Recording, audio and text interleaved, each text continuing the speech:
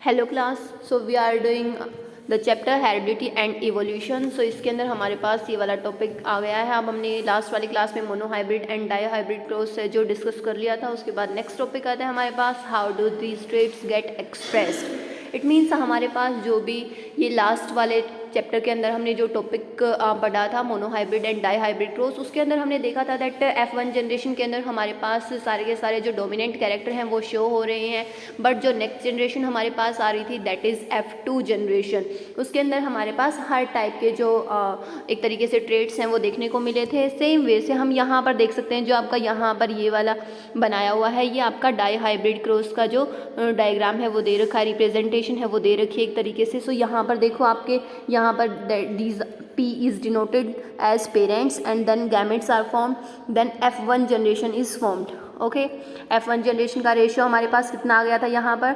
3:1। किसके अंदर आया था ये आपका मोनोहाइब्रिड क्रॉस के अंदर। ओके, मोनोहाइब्रिड क्रॉस के अंदर, सॉरी F1 का नहीं, ये हमारे पास आया था F2 जनरेशन का। ओके, F1 में तो हमारे पास सभी के सभी कैसे आए थे, टोल। ओके, देन उसके बाद हमारे पास मोनोहाइब्रिड के अंदर फिनोटिपिक रेशियो कितना आ गया था 3:1 एंड जीनोटाइप रेशियो कितना आ गया था 1:2:1, ये वाला रेशियो आ गया था। ओके, देन उसके बाद हमने क्या है डाईहाइब्रिड क्रॉस है वो हमने डिस्कस किया था, है ना। डाईहाइब्रिड क्रॉस के अंदर हमने क्या डिस्कस किया था दैट हमारे पास कोई भी दो कैरेक्टर लिए थे हमने, देन उसके बाद हमने क्या किया था सारा का सारा जो मटेरियल है वो, यानी कि सारे के सारे जो ट्रेड्स है वो यूज़ करके देखे थे। देन उसके बाद हमारे पास क्या था, जो मोनोहाइब्रिड जो फिनोटिपिक रेशियो है वो कितना आ गया था हमारे पास, एक सेकेंड, यस, फिनोटिपिक रेशियो आपके पास कितना आ गया था,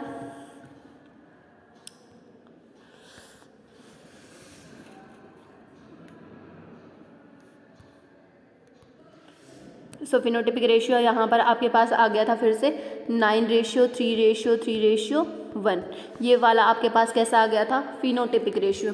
सो यहाँ से आपको मैंने इसका डाईहाइब्रिड क्रॉस का जीनोटिपिक रेशियो है वो कैलकुलेट करने का दिया था, बट आप इसका कैलकुलेशन का आप रेशियो लिख लो, बट वहाँ से आप उसकी हेल्प से आप देखोगे कि ये वाला रेशियो आपका आ भी रहा है या फिर नहीं।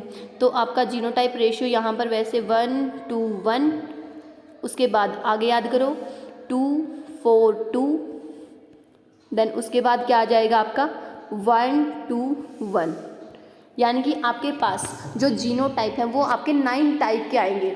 जैसे हमने मोनोहाइब्रिड क्रॉस के अंदर देखा था जीनोटाइप हमारे पास सिर्फ 3 टाइप्स आ रहे थे, ठीक है ना, और यहाँ पर जीनोटाइप हमारे पास कितने टाइप के आ रहे हैं 9 टाइप के।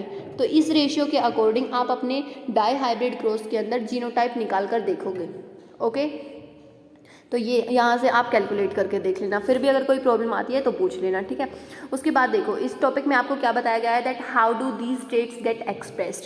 इस टॉपिक के अंदर आपको डायरेक्ट क्या है, यहाँ पर आपको बताया गया है दैट कोई भी जो DNA है वो किस तरीके से अपने जो ये ट्रेट्स हैं वो किस तरीके से एक्सप्रेस हो पा रहा है।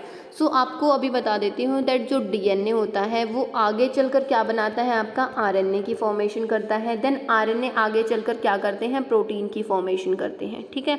ये आपको याद रखना है दैट DNA होता है, DNA से RNA बनेगा, RNA से प्रोटीन, और यही प्रोटीन किसी भी फिनोटाइप के लिए रिस्पॉन्सिबल होते हैं, ठीक है। अगर ये फिनोटाइप ज़्यादा बन रहे हैं तो क्या हो जाएगा आपका जो अगर प्रोटीन ज़्यादा है तो फिनोटाइप भी ज़्यादा। फॉर एग्ज़ाम्पल अगर आप कोई भी एक उसकी बात कर सकते हो प्रोटीन की, आप कोई भी एग्जांपल ले सकते हो। फॉर एग्ज़ाम्पल आप कोई भी एक पिगमेंट ले सकते हो, जैसे मेलेनिन पिगमेंट सबने सुना है, ठीक है। मेलेनिन पिगमेंट क्या होता है आपका, जो कि हमारी जो स्किन होती है उसके कलर के लिए रिस्पॉन्सिबल होता है। ओके, मेलेनिन क्या करता है, हमारी जो स्किन होती है उसको कलर प्रोवाइड करता है। अगर हमारे पास जो मेलेनिन है वो लेस अमाउंट में है तो जो कलर है कोई भी पर्सन है उसका कलर कैसा होगा, फेयर होगा, ठीक है। उसके बाद अगर थोड़ा सा मेलेनिन एक्स्ट्रा हो गया है तो जो कलर है वो कैसा होना स्टार्ट हो जाएगा, तो हल्का हल्का डार्क होना स्टार्ट हो जाएगा, ठीक है, लाइट डार्क हो जाएगा यहाँ पर। उसके बाद अगर मेलेनिन बहुत ज़्यादा अमाउंट में प्रेजेंट है, ठीक है, तो स्किन का कलर कैसा हो जाएगा, डार्क। ठीक है। तो इस तरीके से जितना ज़्यादा प्रोटीन है, जितनी ज़्यादा पिगमेंट की फॉर्मेशन हो रही है, उसी तरीके से वो उसके फिनोटाइप को इफ़ेक्ट कर रहा है, यानी कि क्या कर रहा है, साथ साथ आपके जो कोई भी ट्रेट है उसको एक्सप्रेस करने में हेल्प कर रहा है। ठीक है। अब आपकी इस NCERT के अकॉर्डिंग आप यहाँ पर देख सकते हो, जहाँ पर ये वाला आपका लिखा हुआ है दैट हॉर्मोन्स का एग्जाम्पल ले रखा है इन्होंने एक बार। हॉर्मोन्स में आप दे सकते हो दैट फॉर एग्जाम्पल आपका कोई भी एक प्लांट है, जैसे यहाँ पर आपके टोलनेस और ड्वार्फनेस देखा था आपने, तो कोई भी एक प्लांट है वो टोल कब बन रहा है, जब टोल के लिए कोई ना कोई इस प्लांट के अंदर जीन प्रेजेंट होगा और वो जीन ही आगे चलकर क्या बनाएगा, प्रोटीन बनाएगा। ठीक है। या फिर आप ये मान सकते हो कि कोई भी हार्मोन बनाएगा। ठीक है, जो क्या करेगा, उस प्लांट की जो हाइट है उसके लिए रिस्पॉन्सिबल है। अगर ये हार्मोन वेल अमाउंट में बन रहा है तो प्लांट टोल हो जाएगा। अगर जो ये जीन है ये इस वाले प्रोटीन को, इस वाले हार्मोन को क्या बना रहा है, लेस अमाउंट में बना रहा है। ठीक है। अब लेस अमाउंट में बनाएगा तो जो हार्मोन है वो अपना इफेक्ट उतना ही शो करेगा। ठीक है। एक तरीके से आप क्या समझ सकते हो, आप यहाँ पर शुगर सॉल्यूशन का एग्जांपल ले सकते हो। आप जितनी ज़्यादा शुगर ऐड करते जाओगे वाटर के अंदर, वाटर उतना ही स्वीट होता जाएगा। ठीक है ना। तो अगर आप कम अमाउंट में शुगर डालोगे तो कम आपका स्वीट रहेगा, बट अगर आप ज़्यादा शुगर डाल दोगे तो आपका जो वाटर है वो भी ज़्यादा स्वीट हो जाएगा। सेम वे से यहाँ पर है, जितना ज़्यादा हार्मोन की अमाउंट है वो सिक्रीट होगी, उतनी बनेगी, उतना ही क्या होगा, आपका जो कोई भी ट्रेट है वो एक्सप्रेस होगा, उसका जो फिनोटाइप है वो शो होगा। ठीक है। और ये डायरेक्ट किसके ऊपर आपका डिपेंड करता है, प्लांट्स के जो जीन्स हैं उनके ऊपर। ठीक है। अब इसके ओवरऑल के अंदर आपका यही दिखा रखा है, बट आपका यहाँ पर देखो इसके अंदर आपका क्या बता रखा है इस कंप्लीट पैराग्राफ के अंदर, दैट आपका जो कंप्लीट प्लांट होता है।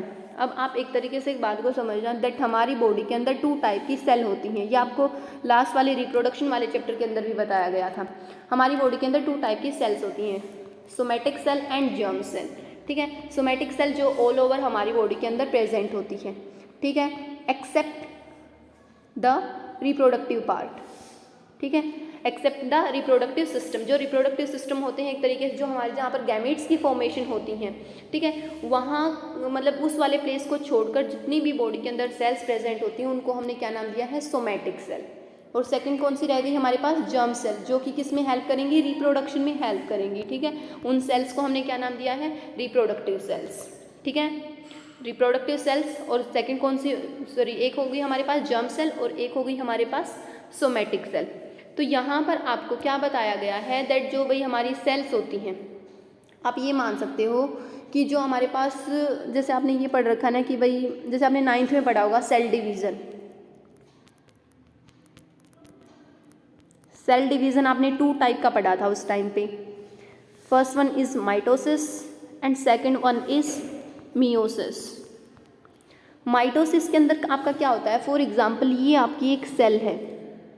ठीक है। और ये आपके यहाँ पर इसके अंदर मान लो 23 पेयर क्रोमोसोम है, तो इसके अंदर भी क्या आ जाएंगे आपके 23 पेयर, इसके अंदर आ जाएंगे 23 पेयर, इसके अंदर आ जाएंगे। बट मियोसिस के अंदर क्या होता है, अगर इसके अंदर 23 पेयर हैं, यानी कि इस तरीके से हैं। ठीक है। तो अगर सेल डिवाइड होंगी तो 23 का हाफ यहाँ पर आएगा और 23 का हाफ यहाँ पर आएगा। ठीक है। मियोसिस आपका ये वाला डिवीज़न होता है। एंड माइटोसिस के अंदर इक्वली जो क्रोमोसोम्स होते हैं वो आपके आगे वाली जो सेल्स होती है, डिवाइडिंग के बाद जो सेल्स बनती है उसके अंदर चले जाते हैं, बट मियोसिस के अंदर उसका हाफ चला जाता है। ठीक है। Half chromosome number. Same way से क्या होते हैं, जैसे आपको बताया गया था दैट ये मदर है और ये क्या है, फादर। ठीक है। पेरेंट्स, मदर में से भी क्या है 46 क्रोमोसोम है तो 23 आएंगे, यहाँ पर भी 46 हैं, इसका भी हाफ 23 आएंगे। और कोई भी जो ऑफस्प्रिंग बनेगा उसके अंदर 23 यहाँ से आएंगे, मदर से 23 फादर से, ओवरऑल कितने हो जाएंगे 46। अब ये 23 क्यों आए हैं, क्योंकि रिप्रोडक्शन के अंदर, सेक्सुअल रिप्रोडक्शन के अंदर सिर्फ और सिर्फ जो जर्म सेल्स होती हैं वो पार्टिसिपेट्स करती हैं।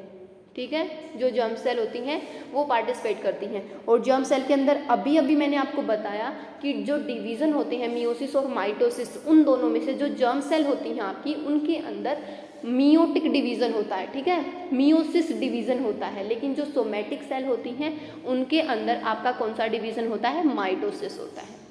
ओके, ये बात आपको ध्यान रखनी है। ओके, सो इस कंप्लीट टॉपिक के अंदर आपका यही बताया गया है। अब उसके बाद अगर हम आगे वाला टॉपिक देखते हैं, दैट इज सेक्स डिटर्मिनेशन। अब sex determination means, it means direct, बहुत ही सिंपल सी बात है, दैट जो ऑफस्प्रिंग बन रहा है सेक्सुअल रिप्रोडक्शन के बाद, दैट इज आइदर मेल और आइदर फीमेल। ठीक है, सो सेक्स को किस तरीके से डिटरमाइन किया जाएगा, हमें यहाँ से ये पता लगाना है। बट अब जो सेक्स डिटर्मिनेशन होता है उसके लिए अलग अलग ऑर्गेनिज्म के अंदर डिफरेंट डिफरेंट मैकेनिज्म है, जिसकी हेल्प से हम किसी भी ऑर्गेनिज्म के जो सेक्स है, उसका जो जेंडर है, उसको हम पता कर सकते हैं। ओके, अब यहाँ पर आपके मेनली 2 फैक्टर्स आते हैं। फर्स्ट आता है आपका environment factor, first environment, and second क्या होता है, पेरेंटल। ठीक है, यहाँ से आपके मेनली क्या आते हैं, एक तरीके से आप गैमेटिक लिख सकते हो, यहाँ पर पेरेंटल की बजाय ना जेनेटिक लिख सकते हो, जेनेटिक फैक्टर। ठीक है, first environment and then second genetic. Mainly हमें यहाँ पर जेनेटिक फैक्टर को पढ़ना है, बिकॉज हम ह्यूमन बीइंग के अंदर सेक्स डिटर्मिनेशन की बात करेंगे, बट बहुत ही शॉर्ट टर्म में आपको इन्वायरमेंट फैक्टर भी बता देती हूँ। इन्वायरमेंट फैक्टर के अंदर आपको डायरेक्ट सी बात है कि क्या पढ़ना है, दैट बहुत सारे ऑर्गेनिजम्स ऐसे होते हैं जिनके अंदर जो इन्वायरमेंट है उनका इम्पैक्ट पड़ता है। फॉर एग्जाम्पल, कुछ एग ऐसे होते हैं, कुछ ऑर्गेनिजम्स ऐसे होते हैं जो कि एग ले करते हैं, बट वो डिपेंड करता है दैट जो एग हैं वो किस टेम्परेचर के ऊपर फर्टिलाइज्ड हुए हैं। फॉर एग्जांपल, अगर वो लो टेम्परेचर के ऊपर फर्टिलाइज होते हैं देन वो फीमेल के अंदर कन्वर्ट हो जाते हैं, बट अगर वही हाई टेम्परेचर के ऊपर करते हैं तो वो मेल हो जाते हैं। ये कोई स्पेसिफिक नहीं है दैट अगर टेम्परेचर लो होगा तो फीमेल बनेंगे, हाई होगा तो मेल बनेंगे। ये जस्ट आपको एग्जाम्पल के लिए बताया गया है दैट इस तरीके से जो इन्वायरमेंट है उसके किसी भी फैक्टर का इम्पैक्ट पड़ सकता है। ओके, तो यहाँ पर हमने टेम्परेचर का एग्जाम्पल लिया है, यानी कि जो टेम्परेचर है वो भी जेंडर की फॉर्मेशन करने में हेल्पफुल रहता है इन some lower organism. Okay, then यहाँ पर आप ये भी देख सकते हो दैट यहाँ पर आपका एक लिखा हुआ है, यहाँ से ये वाला, snail. In other animal such as snail individual can change sex. It means अगर यहाँ पर ऑर्गेनिज्म बन चुका है, न्यू ऑर्गेनिज्म बन चुका है, ठीक है, स्नेल है, ठीक है, स्नेल आपके बहुत ही स्मॉल स्मॉल ऑर्गेनिजम्स होते हैं, एक तरीके से जैसे आप सभी ने लीचेस देख रखी हैं उस तरीके से ही आपका जो ये है होता है। ठीक है, तो यहाँ पर जो आपकी स्नेल होती है, ठीक है, जो स्नेल होती है ये क्या करती है, फॉर एग्जांपल यहाँ पर 2 छोटे छोटे स्नेल हैं। ठीक है, अब आप ये मान लो कि ये स्मॉल है, इसको थोड़ा सा लार्ज कर देते हैं, ठीक है, और ये लार्ज स्नेल है। अब इसमें मोस्ट ऑफ केसेस में क्या होता है कि अगर दोनों स्नेल को एक साथ रखा जाता है और अगर ये स्नेल एक दूसरे को टच करते हैं तो जो स्मॉल वाले होती हैं वो फीमेल के अंदर कन्वर्ट हो जाती है और जो लार्ज वाला होता है वो मेल के अंदर कन्वर्ट हो जाता है। ऐसा कुछ भी मैकेनिज्म मिलता है बहुत सारे ऑर्गेनिजम्स के अंदर। ठीक है, सो ये वाला तो आपका एज ही नॉर्मल था, बट जो मेन सेक्स डिटर्मिनेशन आता है वो आपका है ह्यूमन बींग्स के अंदर। ओके, ह्यूमन बींग्स के अंदर आपको क्या याद करना है, दैट ह्यूमन बींग्स के अंदर आपके 2 टाइप्स के क्रोमोजोम होते हैं। ओके, फर्स्ट कौन से होते हैं आपके, autosome, and second one are sex chromosome. ठीक है, आप सबको पता है दैट ह्यूमन बींग के अंदर कितने पेयर ऑफ क्रोमोजोम होते हैं, 23 पेयर। ओके, 23 पेयर में से 22 क्रोमोजोम के पेयर, उनको हमने क्या नाम दिया है, ऑटोजोम, जो कि कहाँ पर मिलते हैं हमारे पास, सोमैटिक सेल्स के अंदर। ठीक है, उसके बाद यहाँ पर आ जाओ सेक्स क्रोमोजोम के अंदर। सेक्स क्रोमोजोम, अब देखो 22 तो यहाँ पर चले गए तो सिर्फ बचा 1 पेयर, तो 1 पेयर हमारे बॉडी के अंदर सेक्स क्रोमोजोम होता है। अगर हम यहाँ पर, ठीक है, 2 टाइप के क्रोमोजोम हो गए, autosome and sex chromosome, male के अंदर और फीमेल के अंदर, दोनों के अंदर डिफरेंट डिफरेंट सेक्स क्रोमोजोम होते हैं। अगर हम मेल की बात करते हैं तो मेल के अंदर क्रोमोजोम XY प्रेजेंट होता है, जिसको हमने सेक्स क्रोमोजोम का नाम दिया है। बट अगर हम फीमेल की बात करते हैं तो फीमेल के अंदर क्या प्रेजेंट होता है, XX क्रोमोजोम होता है। ओके, यहाँ पर हो गया, इतना समझ में आ गया। अब ये क्रोमोज़ोम है जो हमें आगे सिर्फ इसी की वजह से करना है। आप सिर्फ ये समझो दैट हमारे पास क्या है कि यही आपका एक तरीके से ये देखो जो यहाँ पर ये डायग्राम बना रखा है, जैसे हमने पहले क्रॉसिंग में करवाया ना कि भाई मोनोहाइब्रिड क्रॉस में हमने पहले पेरेंट्स लिए, उसके बाद उनके गैमेट्स बनाए, देन हमने उनकी फर्टिलाइजेशन है वो करवाई। सेम वैसे आपको यहाँ पर करना है। देखो यहाँ पर किस तरीके से करोगे आप, यहाँ पर हमने ले लिया है फीमेल, यहाँ पर हमने ले लिया है मेल। ओके, अब यहाँ से ये क्या है हमारे, यानी कि दोनों के दोनों पेरेंट्स हैं। अब पेरेंट्स से हम क्या बनाएंगे, गैमेट्स। गैमेट्स बनाने की टेक्निक आपको क्या बताई थी कि आपको सिर्फ इनको अलग अलग लिखना है। ये हमने अलग अलग लिख दिया है। देन उनके बाद हम क्या करेंगे, यहाँ पर हम इनकी क्रॉसिंग करवाएंगे। एक्स की अगर एक्स के साथ हो जाती है तो क्या बन गया, एक्स एक्स। अगर एक्स की यहाँ पर इस वाई के साथ हो जाती है तो क्या बन जाएगा, एक्स वाई। यहाँ पर इस x की इसके साथ हो जाती है तो x बन जाएगा, और अगर x की y के साथ हो जाती है तो xy बन जाएगा। सो इस तरीके से क्या होती है, ह्यूमन बीइंग के अंदर सेक्स डिटर्मिनेशन होती है। इट मीन्स जिसका भी जो क्रोमोज़ोम नंबर है, अगर वो XX आते हैं, यहाँ पर आप जैसे देख सकते हो कि यहाँ पर अगर आपके क्या आते हैं, XX आते हैं, ये वाला आता है, तो क्या हो जाएगी, जो ऑफस्प्रिंग होगा वो क्या होगा, फीमेल। ठीक है, और अगर क्रोमोज़ोम XY आते हैं तो वो क्या होते हैं, मेल। क्योंकि ये हमें पता है दैट फीमेल होते हैं, उनका जो क्रोमोज़ोम है सेक्स क्रोमोज़ोम वो क्या होते हैं, XX, यानी कि सिमिलर क्रोमोज़ोम होते हैं। लेकिन मेल के अंदर XY होते हैं, यानी कि एक X क्रोमोज़ोम होता है और एक Y क्रोमोज़ोम होता है। जो Y क्रोमोज़ोम होता है वो X की कंपैरिजन में क्या होता है, आपका शॉर्ट क्रोमोज़ोम होता है। ओके, सो इस तरीके से आप क्या कर सकते हैं, ह्यूमन बीइंग के अंदर सेक्स डिटर्मिनेशन कर सकते हैं किसी भी ऑफस्प्रिंग का, किसी भी बेबी का। सो इस तरीके से आपको यहाँ से क्या कंक्लूजन देखने को मिला है, आप इस डायग्राम की हेल्प से देख सकते हो दैट जो भी जनरेशन आएगी वो आपकी mother as well as father पर डिपेंड करती है। बट यहाँ पर मोस्ट ऑफ केसेस में जैसे आप फीमेल के बारे में सुनते हैं दैट किसी भी घर में अगर बेबी गर्ल ने बर्थ लिया है तो उसके अंदर क्या होता है दैट जो मदर होती है उसको रिस्पॉन्सिबल माना जाता है। बट अब आपको पता लगा है दैट जो फीमेल होती है उसके पास तो सिर्फ एक्स क्रोमोज़ोम ही होता है, वो हमेशा अपना एक्स को ही डिनोट करेगी। बट जो मेल होता है उसके पास दोनों क्रोमोज़ोम होते हैं, एक्स भी होता है और वाई भी होता है। अगर मदर का जो एक्स क्रोमोज़ोम है वो वाई से मिलता है तब क्या होता है, बेबी बॉय होगा। ओके, बट अगर मदर का एक्स क्रोमोज़ोम फादर के एक्स क्रोमोज़ोम से हो गया तो क्या बनेगी, जो बेबी गर्ल बनेगी। ठीक है, इसलिए रिस्पॉन्सिबल कौन होगा बेबी बॉय के लिए, फादर रिस्पॉन्सिबल होगा। ओके, सो इस तरीके से आपका जो ये वाला चैप्टर है ये कंप्लीट हो गया है। अब आप इस चैप्टर के यहाँ तक के नोट्स की बनाओगे, और अगर फिर भी कोई प्रॉब्लम आती है then you can ask any time. Thank you so much, have a nice day.